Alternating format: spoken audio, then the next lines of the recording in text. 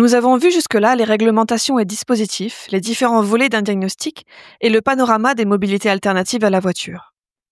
Nous continuons aujourd'hui l'exploration de la mobilité employeur avec un épisode tourné sur les bénéfices à entamer une démarche liée à la mobilité employeur dans le cadre du travail. Le changement, que ce soit en tant que personne ou en tant qu'organisation, est motivé par plusieurs éléments dont les bénéfices. Ceux-ci doivent être précis et facilement identifiables pour donner l'impulsion nécessaire à la mise en place d'actions. Dans cette optique, nous allons dans cet épisode nous intéresser aux bénéfices économiques et santé, que ce soit pour les salariés mais aussi pour les employeurs.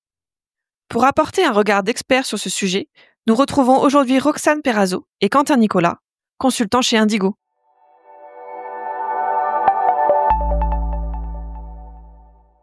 Bonjour Roxane et Quentin, avant de commencer, pouvez-vous nous en dire un petit peu plus sur vous ? Oui, donc moi je travaille chez Indigo depuis 10 ans. Je suis consultante en mobilité et plus spécifiquement, j'accompagne les employeurs publics et privés qui souhaitent mettre en place un plan mobilité employeur pour trouver des solutions afin de diminuer l'impact carbone lié au déplacement, donc aussi bien domicile-travail que professionnel. Et je tiens à préciser aussi à titre personnel que j'ai choisi de ne pas passer le permis de conduire et donc aussi bien dans le cadre de mes déplacements pro que dans ma vie privée, je me déplace uniquement en train, en métro, à vélo et à pied.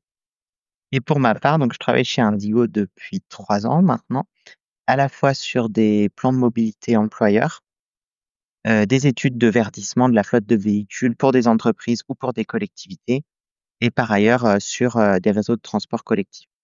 Et comme Roxane, j'ai pas non plus le permis et donc j'ai aussi l'habitude de me déplacer à pied ou en transport, y compris en vacances pour faire les courses, pour les déplacements, etc. Donc Indigo est une société de conseil et d'ingénierie qui a été créée il y a environ 35 ans. À l'époque, comme une entreprise d'insertion, avant d'être transformée en bureau d'études. Et donc, elle est implantée partout en France avec, plus de 400 salariés. Et depuis 2021, Indigo est devenue société à mission, c'est-à-dire qu'il y a des engagements environnementaux et sociaux qui sont inscrits dans les statuts, ainsi qu'une raison d'être, qui est donc, accélérer la transition par des expertises et solutions innovantes, conciliant respect du vivant et bien-être humain pour habiter durablement les territoires. Et avec Roxane, nous travaillons plutôt sur, la mobilité, mais on a aussi des collègues chez Indigo qui sont spécialistes de nombreux autres domaines d'activité, donc les déchets, l'énergie, les paysages, la biodiversité, et cetera. Et je peux aussi rajouter qu'Indigo, c'est une entreprise qui appartient uniquement à ses salariés et donc c'est aussi une garantie de son indépendance. Merci. Avant de rentrer dans le détail des bénéfices, il est important de noter que les bénéfices ne seront pas les mêmes pour les salariés et les employeurs. Pourquoi est-il important de prendre en compte les bénéfices de chacun si nous souhaitons entamer une démarche de changement ? Alors déjà, je vais préciser que par bénéfice, on entend le fait de tirer profit d'une action. Donc en d'autres termes, c'est ce qui va nous apporter du positif et améliorer notre quotidien. Ensuite, quand nous parlons de changer nos modes de déplacement, cela n'applique pas forcément un changement brutal, hein. Cela peut commencer par un changement occasionnel, donc c'est-à-dire changer de temps en temps, quelques jours par mois ou par semaine, aller travailler avec un autre mode que celui que nous prenons habituellement. Et ce qu'on entend par l'accompagnement au changement, en fait, il faut vraiment que tout le monde y trouve son compte pour que ce soit efficace, donc aussi bien les salariés que les employeurs. Donc si un salarié, par exemple, souhaite changer de mode de déplacement, mais que rien n'est fait par l'employeur pour accompagner ce changement, cela risque fortement de le décourager et cela peut même mettre un frein aux impulsions du changement. Donc par exemple, si un collaborateur souhaite venir à vélo jusqu'à son site de travail, il faut qu'il puisse se garer en toute sécurité pour être sûr de retrouver son vélo le soir. Il a donc besoin d'un stationnement vélo sécurisé sur son lieu de travail. Inversement, si la direction met en place des actions comme des services ou des animations, mais que les salariés ne s'impliquent pas, cela ne va pas fonctionner non plus. Donc il y a vraiment aussi le rôle de la communication et de la sensibilisation qui est aussi quelque chose de très important dans cet accompagnement. Et il y a du coup beaucoup d'actions de mobilité durable qui ont des bénéfices à la fois pour les salariés et pour les employeurs. Donc, par exemple, on peut prendre des entreprises ou des collectivités qui ont un rayon d'action assez local. Et ces entreprises ou collectivités peuvent mettre en place des flottes de vélos pour des déplacements professionnels courts. Dans ce cas-là, si c'est bien conçu, bien accompagné, il va y avoir beaucoup de bénéfices pour les salariés qui souhaitent utiliser les vélos, puisqu'ils vont pouvoir profiter du beau temps, ils vont pouvoir faire de l'exercice, ils vont potentiellement éviter des difficultés de stationnement, et donc ils vont en tirer une certaine satisfaction. Et de l'autre côté, l'employeur va aussi avoir des bénéfices de cette action, puisqu'il y a un investissement initial qui est pas à négliger, mais une fois que cet investissement est passé, il y a moins d'utilisation des voitures, donc moins de coûts de stationnement, d'entretien, d'usure des véhicules, voire même, à terme, s'il y a un pool de véhicules, on peut avoir moins de véhicules et donc on va économiser en achat de véhicules ou en location de véhicules, en coûts de maintenance, et cetera. Donc là, il y a des économies vraiment substantielles à la clé. Merci. Avec toutes ces informations en tête, nous allons commencer par les bénéfices pour les salariés. Améliorer notre santé est un enjeu du quotidien et nos déplacements peuvent avoir des effets néfastes sur celle-ci. Roxane, quels seraient les bénéfices sur notre santé à changer notre mode de déplacement? Il faut d'abord préciser que tous les modes de déplacement ne sont pas forcément adaptés à tout le monde. Il faut bien entendu prendre en considération, déjà la distance à parcourir, s'il y a, une desserte en transport en commun, si la personne a des, contraintes, sur son trajet, sa capacité physique, et cetera. Le fait de modifier ces pratiques de déplacement peut aussi passer par, la combinaison de plusieurs, modes. Par exemple, prendre le TER et le vélo, ou alors aller, en voiture jusqu'à la gare, puis, prendre le train, puis, marcher, ou alors encore, descendre un arrêt de bus ou de métro, en avance, enfin avant, sa destination finale et finir à pied. Ce qu'il faut retenir, c'est qu'en utilisant un mode actif, c'est-à-dire la marche ou le vélo, ou en combinant un transport, quel qu'il soit, avec un mode actif, on en retirera des bénéfices de plusieurs ordres. Donc, déjà au niveau de la santé, puisque, la pratique de la marche ou du vélo favorise une meilleure santé, cardiovasculaire sur le long terme. On peut aussi utiliser notre temps de trajet, pour faire son sport, surtout si on utilise, par exemple, un vélo mécanique. En ce qui concerne plus spécifiquement la marche, c'est le mode qui commence ou finit tous nos déplacements et elle a de nombreux, bienfaits. Il y a d'ailleurs eu, plusieurs études sur le sujet, notamment, celle de l'ADEME, qui, vient de sortir son guide, qui s'intitule «À pied d'œuvre». Et en fait, parmi tous les bienfaits, de la marche, on peut citer, la lutte contre la sédentarité. Elle est bonne pour notre cœur, elle renforce, la solidité des os, elle fortifie nos muscles, elle réduit également, l'anxiété, et aussi elle participe à l'amélioration de notre environnement puisque, si on marche plus et que l'on prend moins sa voiture, forcément on réduit notre pollution. Également le bruit et tout ce qui concerne l'insécurité routière. C'est aussi le mode le plus économique puisque, dans les faits, marcher, ça ne coûte rien.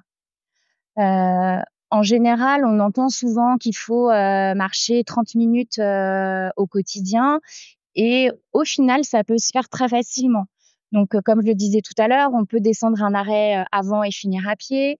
On peut aller marcher, avant ou après son déjeuner. Enfin, il y a plein d'occasions, en fait, où on peut insérer, de la marche dans notre journée et ça nous permet aussi de couper entre le travail et la maison. Donc, moi, c'est quelque chose que j'applique puisque, j'apprécie, le matin de finir mon trajet à pied. Je marche à peu près une douzaine de minutes, ça me permet de prendre l'air et puis, j'arrive, plus détendue, plus en forme, au travail que, quand je sors directement du métro et le soir, c'est pareil. Ça va me permet de décompresser de ma journée de travail, ça aère l'esprit et au final, on a vite fait nos 30 minutes par jour. Merci Roxane. En dehors de cela, les salariés auraient de nombreux bénéfices économiques, dont certains auxquels nous ne pensons pas forcément. Quentin, pourriez-vous les détailler? Oui, il y a des avantages économiques qui sont évidents, en fait, quand l'employeur va mettre en place directement des aides financières. Donc, il y a le remboursement des transports en commun à 50% qui est ce qui est prévu par la réglementation ou même à 75% qui est possible. Il y a des aides qui peuvent être mises en place, des aides à l'achat de vélos électriques, des aides pour le covoiturage, etc. Et l'employeur peut aussi mettre en place un forfait mobilité durable. Et donc, dans ce cas, les salariés qui utilisent le vélo ou le covoiturage pour se rendre au travail vont bénéficier d'une indemnité en fonction du nombre de kilomètres parcourus. Et l'avantage, c'est que ça peut leur bénéficier même s'ils utilisent ces modes ponctuellement, une fois par semaine ou même moins. Ils vont pouvoir avoir accès au forfait mobilité durable. Mais il y a aussi des bénéfices qui sont moins évidents parce que les modes de déplacement n'ont pas tous le même coût. Et donc, quand on passe de la voiture à un autre mode, on va avoir des économies sur l'entretien, sur l'usure de la voiture, sur le stationnement éventuellement. Et donc là, selon le mode qu'on a pris, ça peut faire des économies assez intéressantes. Voire pour certaines personnes, il y a la possibilité de se passer de voiture ou d'avoir une voiture de moins dans leur famille. Et dans ce cas-là, on va économiser le coût d'achat, le coût d'entretien de la voiture et ça devient assez important. Merci Quentin. Maintenant que nous avons vu les bénéfices pour les salariés, nous allons nous intéresser aux bénéfices pour les employeurs. Nous avons donc des bénéfices sur la santé qui découlent intrinsèquement sur des bénéfices économiques. Roxane, pouvez-vous nous dire ce qu'on entend par bénéfices sur la santé pour les employeurs et quels sont-ils? Oui, tout à fait. Donc pour un employeur, encourager ses salariés à venir à pied ou à vélo, peut participer, déjà au bien-être au travail. On arrive, sans le stress des bouchons que l'on peut avoir, en voiture et aussi on est sûr d'arriver à l'heure. Les modes actifs améliorent, l'humeur, la santé, la motivation.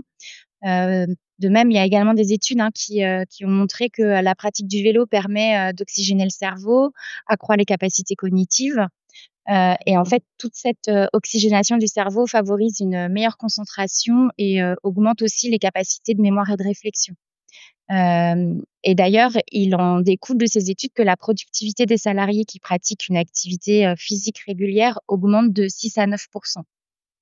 La pratique du vélo participe aussi à la réduction des absences au travail puisque, selon un rapport de 2017, les salariés cyclistes ont 15 d'arrêts maladie en moins, ce qui n'est pas négligeable du tout. Donc c'est autant d'avantages, en fait, pour améliorer, l'efficacité au travail. Cela améliore aussi, la santé de tous puisque, selon un rapport de l'OMS, de 2022, cela, aide à diminuer la pollution de l'air, qui est responsable d'un demi-million de morts par an.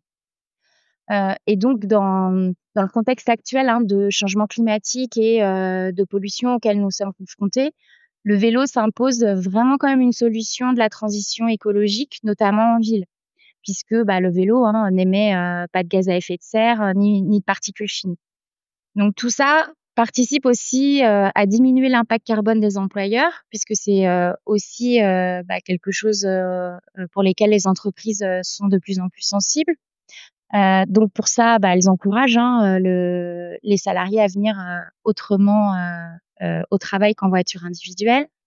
Mais, au-delà de ces des actions que peuvent mettre en place les entreprises, il faut aussi, des infrastructures adéquates pour sécuriser, la pratique de la marche ou du vélo, mais surtout un accompagnement, des collaborateurs puisque, il y a certaines personnes qui sont pas du tout habituées à faire du vélo, donc il faut qu'elles acquièrent, les bonnes pratiques, du savoir rouler à vélo, comment se placer sur la route, trouver les bons itinéraires et donc tout ça peut aussi, faire l'objet d'un accompagnement, au sein de la structure dans laquelle on travaille. Donc ça va être, par des animations, en faisant appel à des acteurs associatifs ou la sécurité routière. Ça peut être aussi mettre en place une communauté de cyclistes au sein de son entreprise, identifier des ambassadeurs vélo, faire de la sensibilisation pardon, sur, l'équipement pour être, bien visible, notamment, la nuit. Voilà, et cetera. Enfin, il y a plein de choses sur, l'accompagnement des futurs cyclistes. Merci Roxane. En plus de ces bénéfices grâce à l'amélioration de l'aspect santé, nous avons des bénéfices économiques sur plusieurs échelles. Quentin, pouvez-vous nous en dire plus? Oui, alors il faut savoir que pour l'employeur, la dépendance à la voiture, elle va avoir des coûts cachés assez importants. C'est-à-dire qu'il y a le remboursement des frais kilométriques pour les salariés, pour les déplacements professionnels, voire pour des déplacements de domicile-travail. Il y a la question du foncier qui est mobilisé pour les places de stationnement. Il y a l'achat et l'entretien d'une flotte de véhicules de fonction ou de véhicules de l'entreprise d'une manière générale et plein d'autres coûts auxquels on ne pense pas forcément. Et donc en facilitant d'autres modes, l'employeur va pouvoir réduire tous ses coûts. Par exemple, si l'usage de la voiture est diminué et qu'on a augmenté l'usage du vélo ou des transports, Pour les déplacements professionnels, ça va permettre de réduire les coûts en essence, le nombre de véhicules de la flotte professionnelle, et cetera. Et même, potentiellement le nombre de places de parking dont l'entreprise a besoin. Et donc une place de parking, ça permet de garer, par exemple, jusqu'à 5 vélos. Donc on va avoir des économies là-dessus, si les salariés viennent à vélo.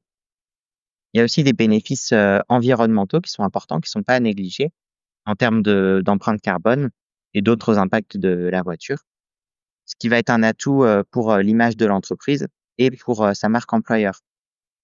Et il faut aussi savoir que, la nécessité de prendre la voiture pour se rendre au travail ou dans le cadre du travail, c'est un frein au recrutement pour beaucoup de personnes. Soit des personnes qui n'ont pas le permis ou qui sont pas à l'aise avec la conduite, des personnes qui ont le permis mais n'ont pas de voiture ou qui n'ont pas les moyens d'utiliser leur voiture, tout ce type de frein auquel on pense pas forcément. Et donc les futurs salariés peuvent en partie être attirés par une entreprise qui va faciliter les déplacements en transport ou qui va les aider à acheter un vélo, à privilégier le train pour les déplacements professionnels, et cetera. Et donc de ce point de vue-là, le fait de mettre en place des actions, qui vont, aider à utiliser d'autres modes de transport que la voiture, c'est un vrai atout pour le recrutement. Merci Quentin. En conclusion, que pouvons-nous déduire de tout ce que nous avons vu précédemment? Que voulez-vous ajouter? Eh bien, si on doit retenir 2 informations de notre échange, d'une part, pour qu'une politique de mobilité en entreprise, rencontre du succès, il faut un engagement de l'employeur, mais aussi des salariés. En fait, il faut vraiment mettre en place une démarche, gagnant-gagnant pour que tout le monde, y trouve des bénéfices.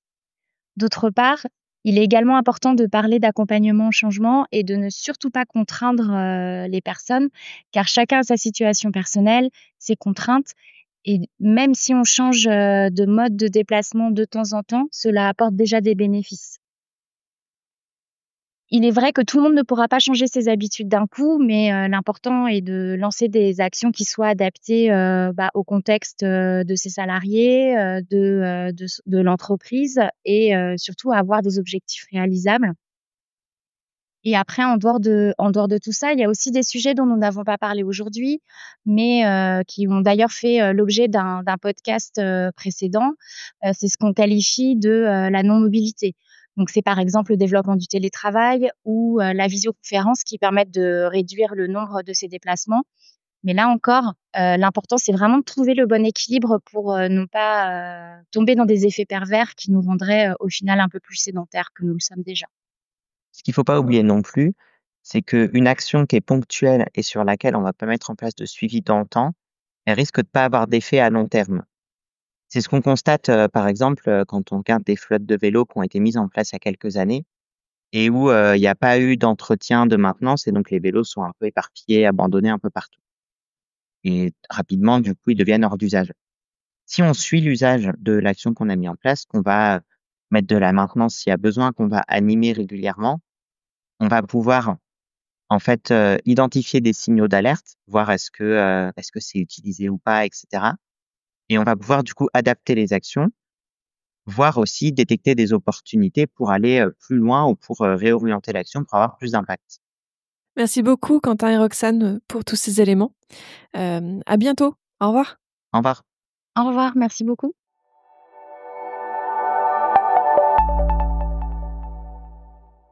Merci Roxane et Quentin pour tous ces éclairages sur les bénéfices pour les salariés et les employeurs de se lancer dans une démarche de mobilité durable. Nous allons rencontrer à présent Laurent Falala du Crédit Agricole des Savoies, qui va nous raconter la mise en place d'une flotte de vélos de service pour les agences et bureaux du Crédit Agricole, les bénéfices qu'ils en ont tirés et le suivi de cette opération.